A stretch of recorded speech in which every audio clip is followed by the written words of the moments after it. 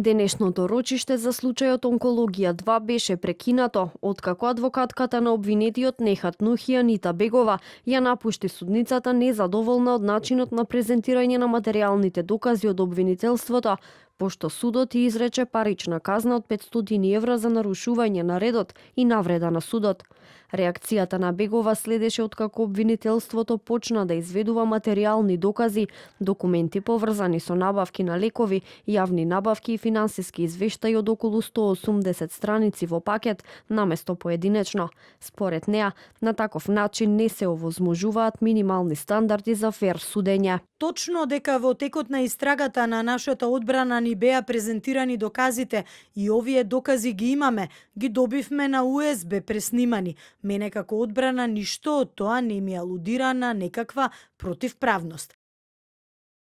Достави алтернативно мислење на вештиот наод и мислење што исто така е подкрепен со илјадници докази кои се однесуваат на набавки, фактури, плаќања, движење на лековите од клиничката аптека во оддели, требувања и така натаму, кој што ја докажува нашата теорија на случај дека овде нема кривично дело кое обвинителството го тврди, а за кое денеска дознаваме дека не сака да го докаже со изведување соодветно на доказите. Од обвинителството пак кажаа дека доказите веќе се опфатени во економското вештачење и не е потребно повторно детално читање. Ако ги читаме еден по еден, ниту е целисходно, ниту економично, а се наведени во економското вештачење и затоа сметам дека не треба да се читаат и анализираат сите засебно, бидејќи вештите лица ќе бидат испитувани и ако има одбраната доказ за кој сметам дека треба да биде предучен и продискутиран при испитувањето на вештите лица, можам тоа да го направам при нивното испитување. По напуштањето на судницата од страна на адвокатката Бегова, судењето беше одложено за 7 април,